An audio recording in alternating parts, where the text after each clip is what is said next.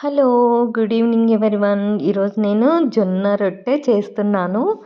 మరీ అంత బాగా రాదు కానీ చేస్తున్నాను. పిండి మరకెళ్ళి జొన్నలు వేపించుకొని వచ్చాను ఈవినింగు. ఈరోజు చేస్తున్నాను నైటు జొన్న రొట్టె తినడానికి. ఇట్లా బౌల్ తీసుకొని జొన్న పిండి తీసుకొని కొంచెం సాల్ట్ కలపాలన్నమాట. అది బాగా కలిపి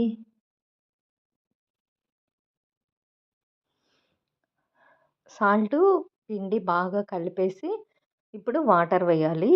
తగినంత వాటర్ వేసి బాగా మెత్తగా అంత కలిపేయాలన్నమాట. కొంచెం వేడి నీళ్ళతో అయినా కలపొచ్చు. నేనైతే చల్ల నీళ్ళతోనే నాకు ఇలాగే అలవాటైపోయింది ఫస్ట్ నుంచి. అందుకని నేను మామూలు వాటర్‌తోనే కలిపేస్తాను. ఇలా పిండినంతా బాగా మెత్తగా పిసికిన తర్వాత ఇలా ఉంటలు చేసుకొని పెట్టుకోవాలి. ఆరిపోతుంది లేకపోతే. నేను బట్ట పైనే చేస్తాను. నాకు బండ పైన చేసేది అలవాటు లేదు. కొందరు పిండి మీదనే తడతారనమాట. నాకు అలా చేసేది రాదు. నేను తడి బట్ట పైన పెట్టి చేస్తాను.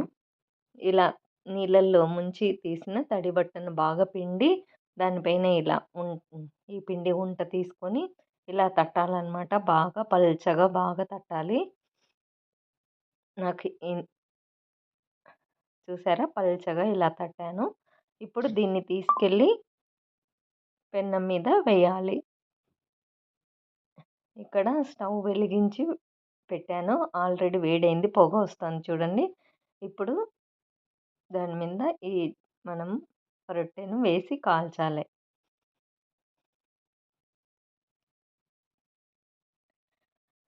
జొన్న రొట్టె చేయడం చాలా ఈజీ అండి.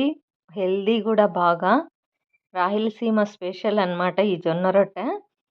చాలా చాలా టేస్టీగా ఉంటుంది. పప్పులోకి, పచ్చడిలోకి మేమైతే బాగా తింటాను. నాకు పెళ్లి కాకముందు ఏమంత రాదు. పెళ్ళైన తర్వాతే జొన్న రొట్టె చేయడం నేర్చుకున్నాను. మా వారికి చాలా ఇష్టం అన్నమాట. అందుకని ఈరోజు చేశాను.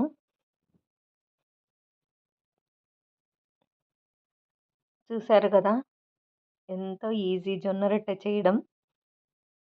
ఇంకా బాగా చేయడానికి ప్రయత్నం చేస్తాను.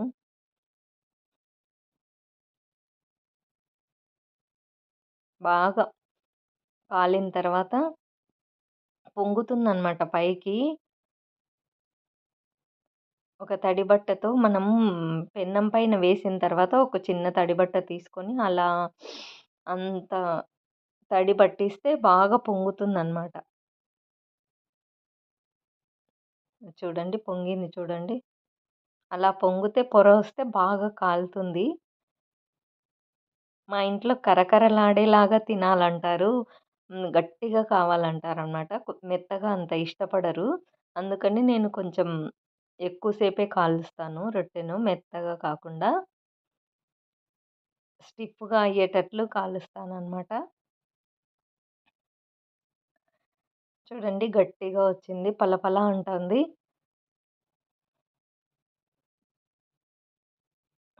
ఈ జొన్న రొట్టె, పప్పు కాంబినేషన్ చాలా చాలా బావుంటుంది. పులుసులల్లోకి గూడా చాలా బావుంటుందండి ఇది.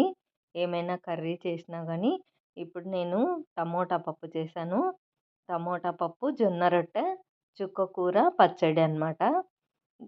అదుర్సండి. అసలు చుక్కకూర పచ్చడిలోకి రొట్టె, పప్పు కాంబినేషన్ చాలా చాలా బావుంటుంది.